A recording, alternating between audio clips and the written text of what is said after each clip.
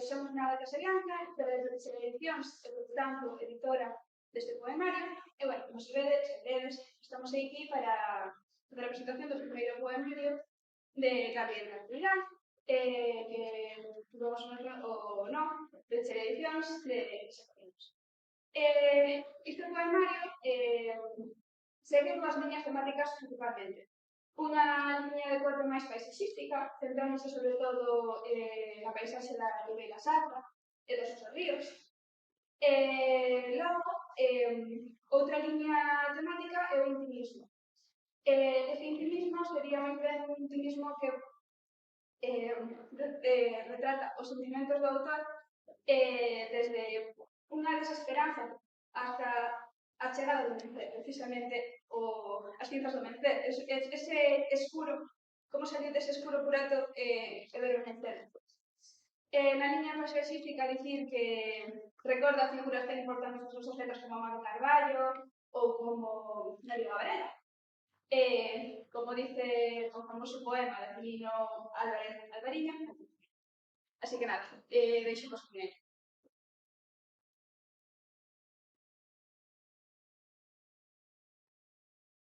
Pois vou comenzar o poema chamado Onde morren as babas. Pero é bastante inesperado. Dame as túas ás de prata e azul para explorar os teus abismos máis profundos. E abrázame, guardando os meus pesares nas túas fosas máis escuras. E non as busques, que as minhas babas son todo.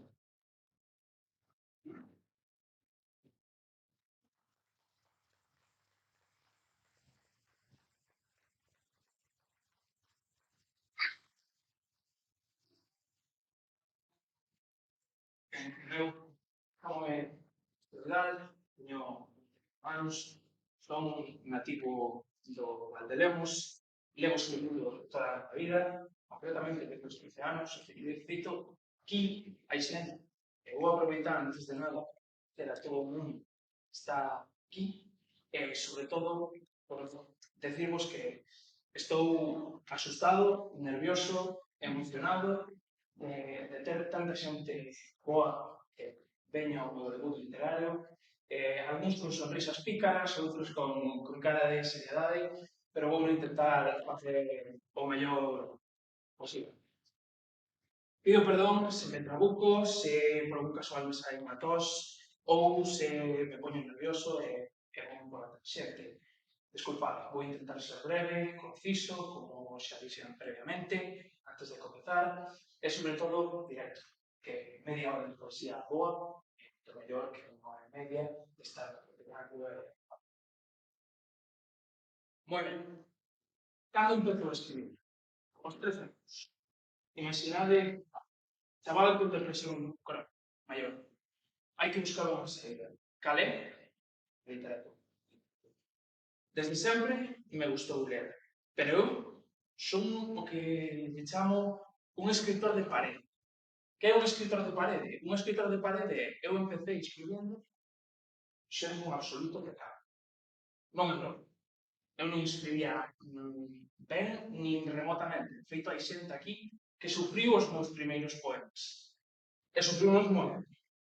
Pero gracias a iso, a partir dos máis ou menos os 21 anos, pouco a pouco, fui conseguindo mellorar, porque non me rendín en ningún momento, non perdín a toalla, sin importar o mal que estivera, sin importar as faltas de ortografía, certo? Fallo de mímica que foi británico. E ante todo, non perder de vista o objetivo. Eu quero dedicarme á escritura, quero vivir sendo escritor, quero morrer sendo escritor, e querería cobrar sendo escritor. Pero eso xa vamos. Ben, creo que é importante, antes de entrar un pouco máis en materia, que sepades como é as persoas, porque aquí hai moita xente que coñece como escribo, pero tamén non, hai moitísima xente que non sabe. Por lo tanto, eu vou vos dicir que a super. Eu non son o típico escritor que é planeado, bueno, na prosa sí, pero na poesía. Pero todo planeado,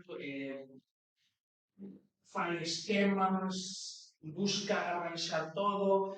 Eu son máis o estilo de vellos roqueiros, como pode ser Robert Extremoduro ou Evaristo de Pollarreros. Vomito mental, e despois poño a buscar así, a ver que vou atopar no chat. Entón, vou ler un poemiño para que non se me vaya tanto a verborrea, que foi un destes vómitos mentais e que naceu imaginadas de que fades de excursión, estades na costa, de repente vedes un taxistas, Penedo Norte, partido do mar. Unha persoa normal, e iso, e pode dicir, wow, que impresionante.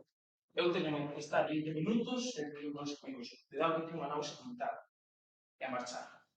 E daí surxiu este poema aquí, a ver se o toco, que se chama O sino do rei do amor. Baten os puños do mar nos coitelos da terra, deixando entre o vento e a escuma o seu sangue de terra. Ondas que choran vagas brancas nos cabos cheos.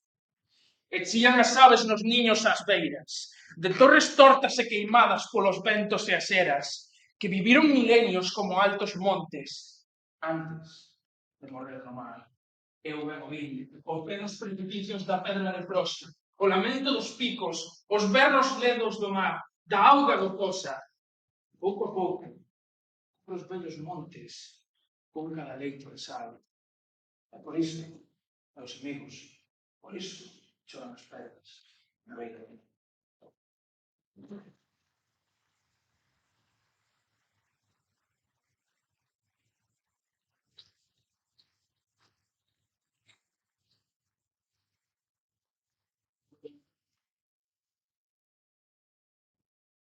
Ben, nada do que podo falar é de onde nace este libro. Este libro nace, como todas as cousas que teñen que ver comigo, tamén de súpeto e sin eu saber decir que non. Porque eu normalmente estou en contra de publicar. Non debería estar aquí se seguira ca mesma mentalidade como a primeira vez que entrei na librería de Rocío. Pero aí, colleume por sorpresa, dixome, queres publicar con nós? E claro, cámara, o emocionado que estaba, porque estaba recitando, dixen que sí. Bueno, foi unha decisión absolutamente aceptada. Este libro foi un proceso que me levou non só polos momentos máis malos que estaban pasando por aí, senón polos momentos máis bons. Este libro non pretende ser un libro cruel, non pretende ser un libro que nos permita ver a escuridade. Todo o contrario, a escuridade só está para reflexar luz. Entón, como dixo aquí o cabaleiro que perdeu en primeiro lugar, sinalar xunto, o que salva este libro, verte, en teoría, nun bo libro, unhas pequenas chispas que ves nesa escuridade. Ben, a partir de aí foi un proceso que durou uns 5 meses de escritura de parede, dándose golpes, un e outro, e finalmente saiu isto xoia. Xoia xa non polo feito do bom ou malo que sea, senón polo feito de que é posible. E de que eu, levo escribindo desde os 13 anos, que teño moitos proxectos máis, pero que algo tan público, porque este libro non está escrito para mí, senón que está escrito para os lectores, cara a sair a luz. E con isto vou seguir en por qué este título. Porque isto é moi importante. Por que se chama As cinzas do Mencer? A continuación recitaré un poema que leo o nome do título, pero principalmente vou no deixar en todos vamos o mundo. Todos vamos o mundo. É un mundo non diferente. Crisis climática, guerras. Vamos a incluso Eurovisión, que é logo. Entón, vendo isto, a min dá má sensación de que o noso mencer, a nosa época de brillar xa pasou. Estamos nun momento no mundo, no tempo, que non hai apenas maniobra. E a maniobra antes. Non o fixemos por non existencia, porque non naceu a persoa, ou por complicidade masiva, pero todos somos, en certa medida, sabes. As cinzas do mencer quere explicar o seguinte, e creo que o pode reflectir moito mellor de forma.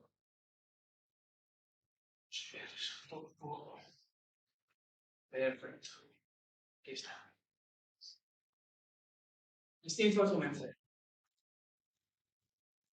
Se como a min estás maldito, e o único que queres é esquecer, non tes máis que escotar o cambio.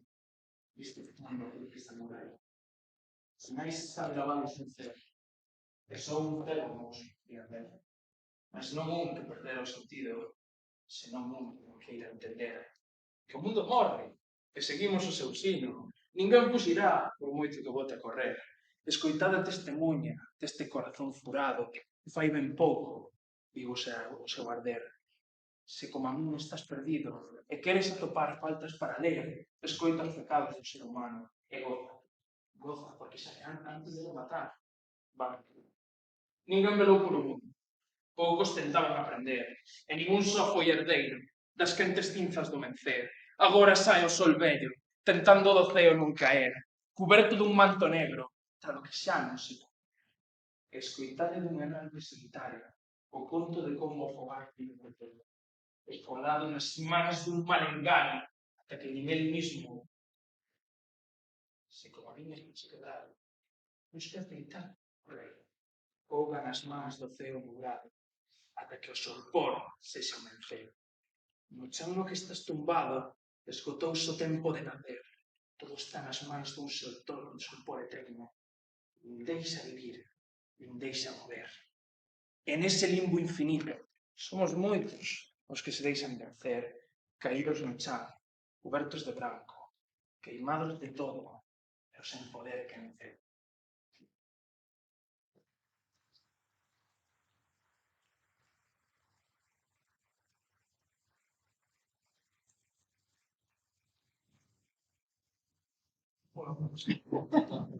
Mas ten que haber un bo vencer para quen queira atopalo. Un fogar no que quencer e deixar atrás o medo e o enfado. Se por dentro queres morrer e como a min estás quebrado, non se jode. Un gran ceno encanta. E non necesitas o caer cando estías feble e esgotado. Colle formas e comeza a ver que o sol a veces tamén se cansa. E se por dentro, como a min, a cinza te ten asfixiado, mira alto e verás ao lonxe un horizonte renovado. Porque o mundo merece un ciclo que estea mellor levado, sen tanta sangue, nin tanta morte, un mundo máis limpo e calmado. E non penses que por ser un pequeno ser humano non te esforzas para coller a túa vida por ramo. Ao final todos temos ter un recurso disso. Un fogar no que volver, un lume este asunto.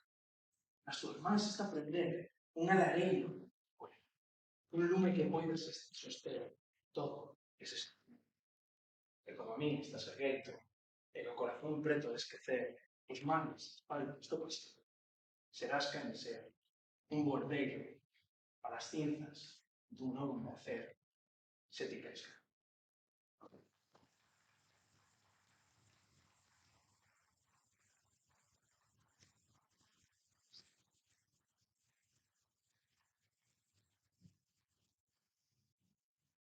Ben, e con isto unha sección moi pequeniña sobre por que, a raíz deste poema, penso que é necesario a poesía no mundo cada vez máis. Agora todos, supoño, acabades de disfrutar desta lectura na que eu me deixo máis ou menos a garganta, onde está o xénito tope, por certo. Pero, cuestión é cando tú colles un libro de poesía e non se recitan, a moita xente que pasa que non lle entra, non transmite nada. Non sei se os pasa. Seguramente. Por que, se non se transmite nada a poesía, fai non é un exemplo. Moi sincero, poesía é síntesis máxima dos sentimentos xunto ca música. A diferencia que ten é que a poesía ofrece unha perspectiva do autor encapsulada nese momento, nese lugar, que queda gardada, petrificada e se pode respirar.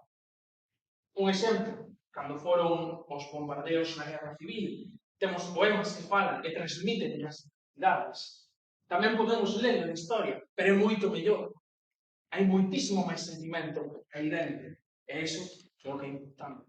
Ademais, nun mundo como o de hoxe que está todo xirando cada vez máis rápido, non hai tempo para nada, estamos cada vez máis esfolados, non podemos pararnos a ver a natureza, e encima está na cara que estamos xirando, pois eu penso que, por poñer un exemplo máis, o Caurel, un terzo de latido, vamos por todas partes, poemas como que non me sale, no sentido de que podes decir acerca das cousas? Consigues plasmar ese sentimento. E aí vai preocupado. E ainda que non exista o Caurel, anos, beleza, e todos esos recordos han quedado aí mergulhados en música. E con isto vamos pasar a presentar brevemente as seccións do libro, e xa plegome as vossas preguntas e respostas e xa vamos ver. Ben, en primeiro lugar, vou intentar ler un poemiña curtiño de cada un deles, tranquilos, non basta convencer, non decirlo así, é casi máis longo. Pero a primeira sección do libro non é boa. Non sei, eu quería escribir un libro, chegar, encher. Poñerme a sacar versos de flores, de paz, de amor, de maravilla, pero non funciona. Motivos é máis que solo. Ucrania, e todo eso xa soares. Entón, a primeira sección é contos das noites de inverno. Ben, esta sección é pura dor, amargura e desesperanza. É algo, non vou dicir que é unha barreira de entrada para o libro, pero sí que podo dicir que é un castañazo das intencións que ten. Este libro, evidentemente, quere reflexar esas pequeñas pintiñas, chispan dentro da escuridade, esa luz que todavía nos queda no vencer, pero tamén quere reflexar dor, moita dor. E nas noites de inverno, eso consíguese. A continuación vou ler un poemiña da triloxía principal desta sección e quizáis a máis importante do libro, que é a triloxía. Triloxía do lobo partido. A neve. Eu ben vi andar o lobo cando xogaba no prado. Saudoume cascaroupas e achegouse movendo o rabo. Bonequiña, bonequiña, coitadiña, flor de estrela, hoxe veño a verche a cara, para lembrarme. Eu xoguei como un lobo, nos días de ouro do outono, polos ríos, montes e veigas, das airas do mantical. As noites cheas de estrelas, como mariñeiros vogamos, e de que os avós non lles faltase de nada, entre os dous, coidamos. Pero un día estaba o lobo, agardando no fondo do prado, cos ollos cheos de bágoas e o rabo ben baixado. Bonequiña, bonequiña, miña febre de flor de estrela, cheguei de marchar de lonxe, pois sim, estou por verdad. Mas eu hei volver a verte, como sempre nesta historia, no outro lado do espello d'auga, a dar deite, miña solla.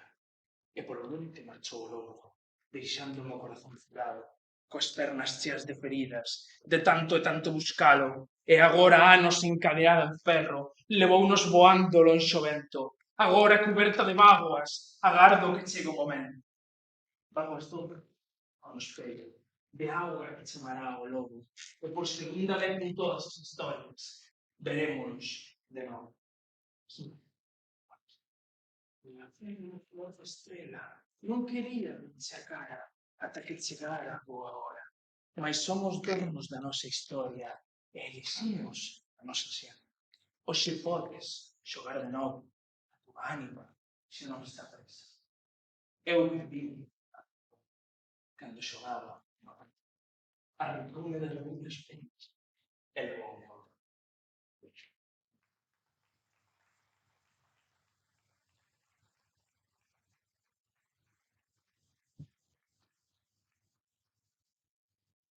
A segunda sección do libro chamase Arcanos.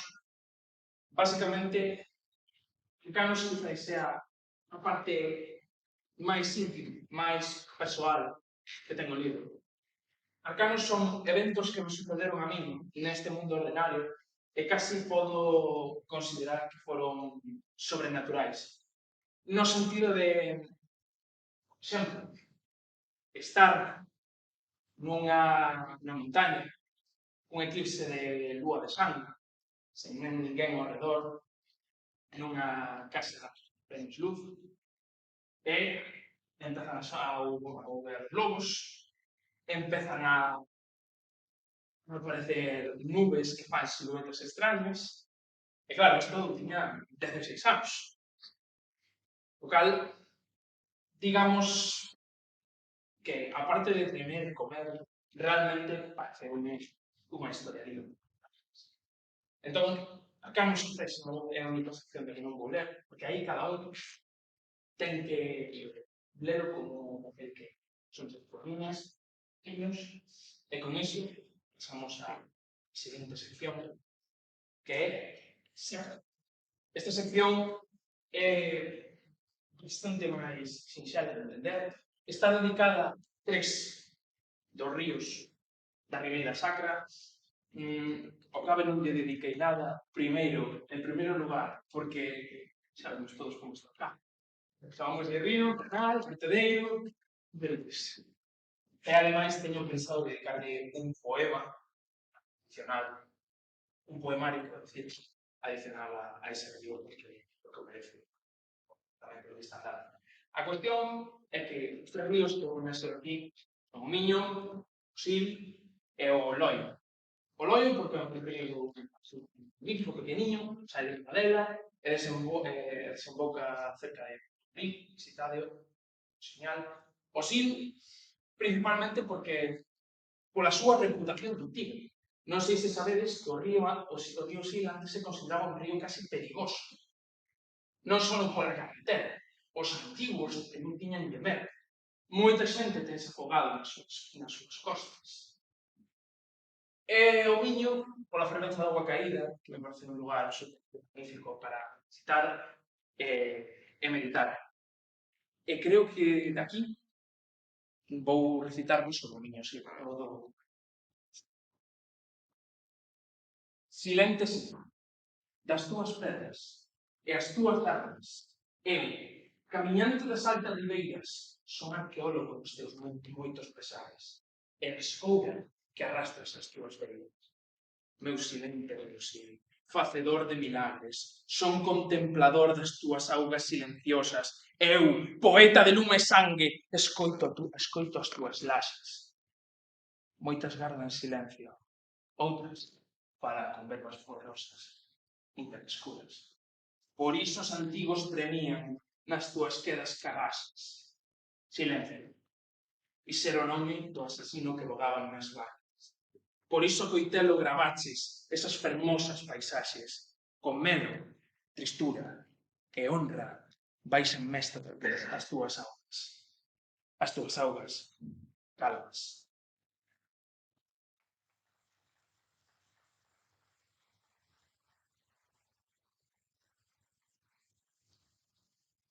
Seguinte parte, se estamos rematando, Quilos non necesita presentación, chamase Amares, Mar, son poemas de amor, desamor, realmente que o libro está bastante sencillo. Chama. Vou ler un poemiña desta desta sección, quizás o poema que fixo que Rocío fixera, pois hai que publicarlle a esta rapaz, e que máis me foa a mí, é un poema que se chama Mica. Como o tesouro negro que sae da terra, brillan os teus ollos, os que confundín con a estrela. Lembras? Caíndo chan lanzado fora da órbita, os teus beizos de sangue perdidos na néboa. Eu quixen voltar, pero envolto nunha nebulosa, resigneime a mudar nunha masa gaseosa que fixo un tío pim-pam con música calada e silenciosa. E pola noite, flores. Todas de pedra. Agás unha rosa, mas por moito que brilles, as túas as son de cerámica. Como todos os tesouros da terra, estás petrificada. Conxeada nun aglomerado como as pintas de mica, nun bloque de granito, sen principio, nun metra, manca impresionante.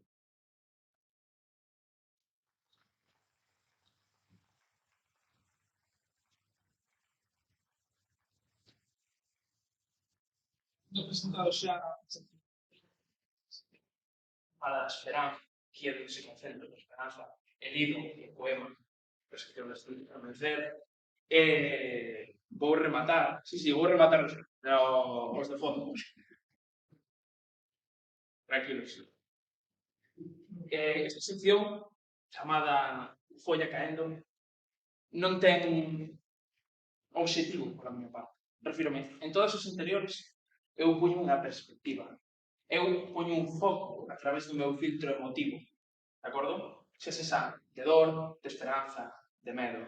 Non importa en que sentido. Aquí non. Aquí eu intentei que a natureza, como forza neutral, equilibrando un lado e o outro.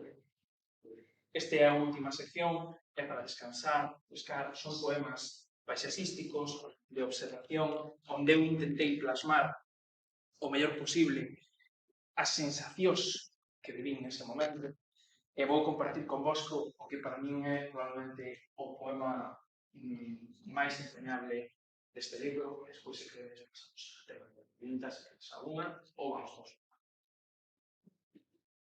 Por nada, cariño.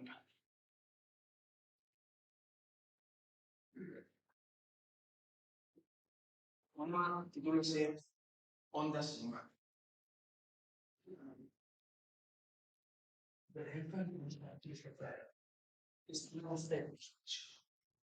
As árbores tolas rañan o ceo, as mãos non preten, sen se queimar.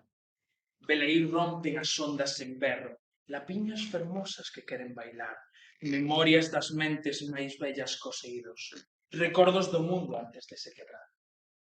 Veleir morren as brasas, o vello do fumeiro, de ser arrincados, polas cortadas cobertas de xente, morta, presente do ar, o veleir do amparo, as velas ben cheas dun vento sen mar, bogando sen rumbo camino ao inferno, bogando miúdos a lagoa.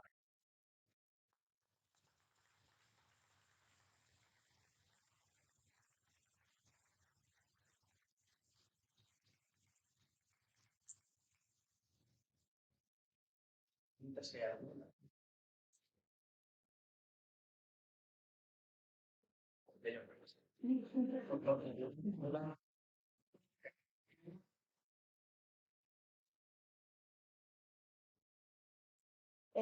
Contaches que, aparte de poesía, tamén escribes prosa, tenéis, tes relatos, contanos un pouco de eso. Pois estou escribindo 3 proxectos agora mesmo de meses. Unha novela de literatura fantástica en castelán, unha novela negra en galego, e a maiores, pois, igual un segundo poemario para, que sabe, igual un segundo poemario con perochereiros. Pero non se sabe. Xa veremos. Tira unha bomba atómica ou así, pois non sei. Porque la tienes por ver. Eso máis estaría.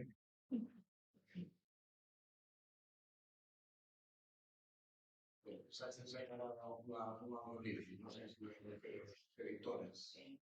Saca como libro, pues el pintado que era. A ver, que non van ser esa posibilidade. Se chiflaba que ellos ponen Sí. libros y el mellor. Entonces era editor. Era que, bueno, luego o tema do audiolibro é un poquinho máis complicado e aí son absolutamente novato, pero pois todos andarán, supoño, pero agora tiñas pola idea. Non la avancei.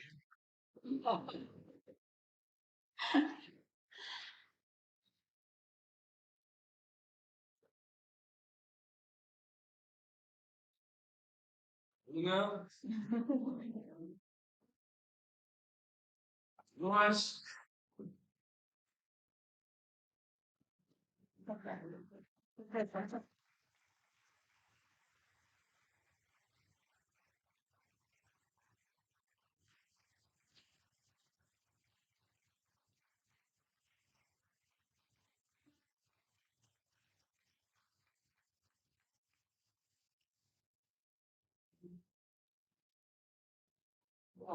Grande. Bueno, solamente decirles que gracias a Dios por haber estar aquí, darle apoyo a Gabriel, moita sorte en su comeza unha carrera literaria, esperemos que teña moita sorte. Nada máis, non me veo casiña, eu son neste momento a presidente, pois dar a todas as gracias e sobre todo moito ánimo a Gabriel porque emociono-me de pensar que a xente nova ten forza para estes sentimentos tan profundos. Suerte.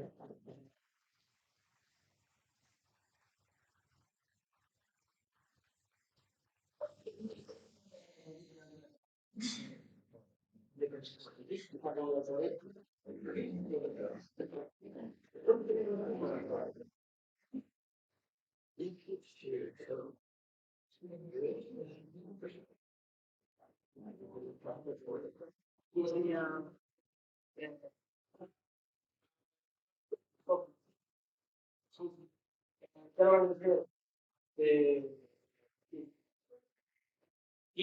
o equipo de Bruselacións que traballaron contra o reloxo e a veces contra a natura directamente.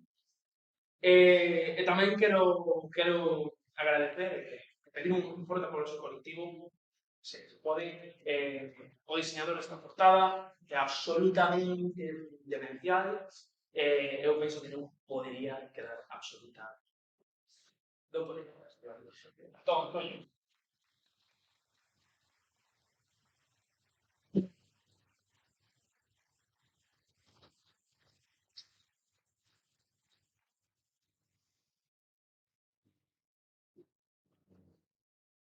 Cuando proceder a firma. Un momento. Dale una prueba.